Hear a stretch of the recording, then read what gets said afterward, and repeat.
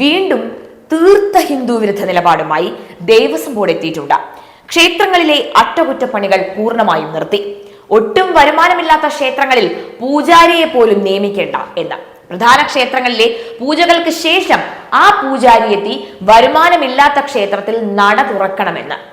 രാവിലെ 10 മണിക്ക് ശേഷം മാത്രമാണ് ഇനി ഇത്തരം ക്ഷേത്രങ്ങളിലൊക്കെ പൂജ നടക്കൂ എന്ന സ്ഥിതി. എന്താണ് നമ്മുടെ ഈ കേരളത്തിൽ നടക്കുന്നത്? ക്ഷേത്രങ്ങളിലെ അറ്റകുറ്റപ്പണികൾ പൂർണ്ണമായും നിർത്തിക്കൊണ്ട് തിരുവിതാംകൂർ ദേവസ്വം ബോർഡ് അടുത്ത ഹിന്ദു വിരുദ്ധ നിലപാടുമായി എത്തിയിട്ടുണ്ട്. സ്വയം പര്യാപ്തതയുള്ള ക്ഷേത്രങ്ങളിൽ പോലും ഇപ്പോൾ വാർഷിക അറ്റകുറ്റപ്പണികൾ നടക്കുന്നില്ല എന്നതാണ് വാസ്തവം. അതിനു പകരം 3 വർഷത്തിൽ ഒരിക്കൽ ഉത്സവത്തിന് മുന്നോടിയായി ക്ഷേത്രം പെയിന്റ് അടിക്കാനും ഒരു നിശ്ചിത തുകയിൽ താഴെ വരുന്ന സംഖ്യയ്ക്ക് അറ്റകുറ്റപ്പണികൾ നടത്താനുമാണ് തീരുമാനിച്ചു വെച്ചിരിക്കുന്നത്. ക്ഷേത്ര വരുമാനം കണക്കാക്കിയാണ് ഇതിന് പണം അനുവദിക്കുന്നത് അത്രേ. എന്നാൽ ഇതിനു പോലും ക്ഷേത്രോപദേശക സമിതിയുടെ നിരന്തര സമ്മർദ്ദം ഇവിടെ വേണ്ടി വരുന്നുണ്ട്.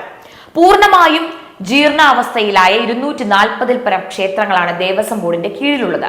അതായത് ഈ തിരുവിതാംകൂർ ദേവസ്വം ബോർഡിന്റെ മാത്രം കീഴിൽ വരുന്നത്. ആകെയുള്ള 1248 ക്ഷേത്രങ്ങളിൽ മേജർ ക്ഷേത്രങ്ങളുടെ പോലും അറ്റകുറ്റപ്പണികൾ കോവിഡിന് ശേഷം നടന്നിട്ടില്ല എന്നത് പച്ചവെള്ളം പോലെ നിലനിൽക്കുന്ന വസ്തുത. ക്ഷേത്രോപദേശക സമിതികൾ മുൻകൈയെടുത്ത് പണം കണ്ടെത്തി നവീകരണ പ്രവർത്തനങ്ങൾ നടത്തണം എന്നാണ് ബോർഡ് ഇപ്പോൾ പുലമ്പുന്നത്. അതിന് അപേക്ഷിച്ച് ബോർഡിൽ നിന്നും അംഗീകാരം ഇവർ വാങ്ങുകയും വേണമെന്ന്. ഇതെന്ത് പരിപാടിയാണിത്? ബോർഡ് ഒപ്പിട്ട് സീല് പതിച്ച് നൽകുന്ന രസീത് ഉപയോഗിച്ച് പിരിവ് നടത്തണം.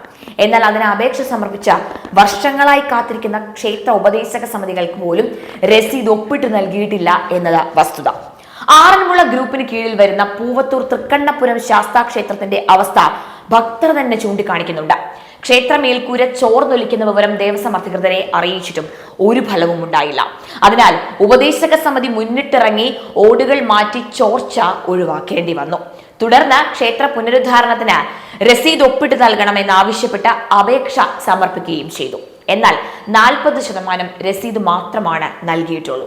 ഇതുപയോഗിച്ച് 4 അമ്പലത്തിന്റെ അടിത്തറയും ഭിത്തിയും അവർ കെട്ടിയിട്ടുണ്ട്. പക്ഷേ ബാക്കിയുള്ള നിർമ്മാണത്തിന് ആവശ്യമായ രസീതിനായി വീണ്ടും അപേക്ഷ സമർപ്പിച്ച് കഴിഞ്ഞ സെപ്റ്റംബർ മുതൽ ഇവർ കാത്തിരിക്കുകയാണ്.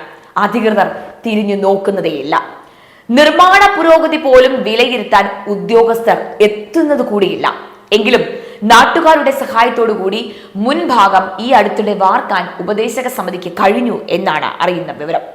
ക്ഷേത്രങ്ങളിലെ വൈദ്യുതി ചെലവ് നിയന്ത്രിക്കാനുള്ള ശ്രമം മാത്രമാണ് ബോർഡ് ഇപ്പോൾ നടത്തിക്കൊണ്ടിരിക്കുന്നത്.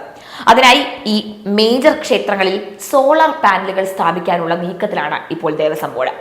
ഫെഡറൽ ബാങ്കിന്റെ CSR ഫണ്ട് ഉപയോഗിച്ച് ശബരിമലയിൽ സോളാർ പാനലുകൾ സ്ഥാപിക്കാനാണ് ഇപ്പോൾ നിലവിലുള്ള തീരുമാനം. നമുക്ക് ഏവർക്കും അറിയാവുന്നതുപോലെ തന്നെ നമ്മുടെ ശബരിമലയിൽ നിന്നുള്ള വരുമാനമാണ് മറ്റ് എല്ലാ ദേവസ്വം ബോർഡിന്റെ കീഴിലുള്ള ക്ഷേത്രങ്ങളിലേക്ക് ഉപയോഗിക്കുന്നത്.